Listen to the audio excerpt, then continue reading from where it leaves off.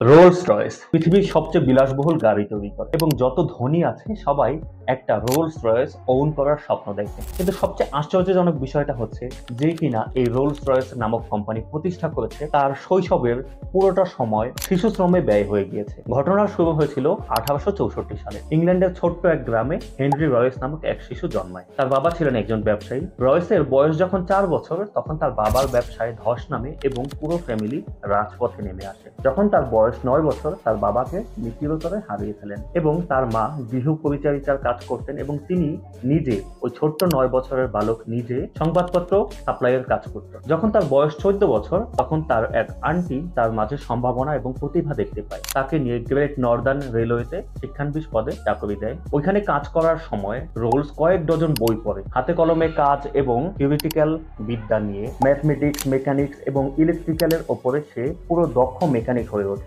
বয়স যখন তার 21, ম্যাক্সিম ওয়েস্টার্ন নামক এক কোম্পানিতে প্রকৌশলী হিসেবে চাকরি নেয়, কিন্তু আর্থিক সমস্যার কারণে কোম্পানিটি বন্ধ হয়ে যাওয়ায় সে নিজের এক কোম্পানি খোলার চিন্তা করে এবং তার হাতে থাকা মাত্র 20 পাউন্ড সঞ্চয় দিয়ে ম্যানচেস্টারে একটা ছোট্ট অফিস স্পেস ওপেন করে F.H. Royce and company. এই কোম্পানি খুলে সে ইলেকট্রিক্যাল বাল্ব, সেলাই মেশিন ইত্যাদি যাবতীয় কাজ করা শুরু করে। কিন্তু সে দেখতে পায় যে মানুষের মাঝে বৈদ্যুতিক ফিটিং এবং আলোর চাহিদা দিন দিন বাড়ছে। তাই সে বৈদ্যুতিক বাল্ব এবং ডোরবেল ইত্যাদি নিয়ে কাজ করা শুরু করে এবং এই কাজটা তার ভাগ্য পরিবর্তনে সহায়তা করে। এভাবে কাজ করতে করতে 1900 সালের মাঝে তার কোম্পানির সঞ্চয় গিয়ে দাঁড়ায় 20,000 পাউন্ড এবং তার মাথায় নানা আইডিয়া গিজগিজ করতে থাকে যে কিভাবে সারা পৃথিবীতে তার ব্যবসাকে ছড়িয়ে দেওয়া যায়। কিন্তু ওই সময় তার জীবনে একটা টুইস্ট ঘটে। 1900 সালের পরে আমেরিকান এবং জার্মানির ইলেকট্রনিক্স কোম্পানিগুলো ব্রিটেনে প্রবেশ করে, যার ফলে ইলেকট্রিক্যাল প্রোডাক্টের দাম অত্যাধিক নিম্নমুখী হয়ে যায় এবং রয়েসের ব্যবসায় ধস নামে। এমন বয়সে এসে সারা জীবনের পরিশ্রমে গঠিত কোম্পানির এভাবে ধস দেখে রয়েস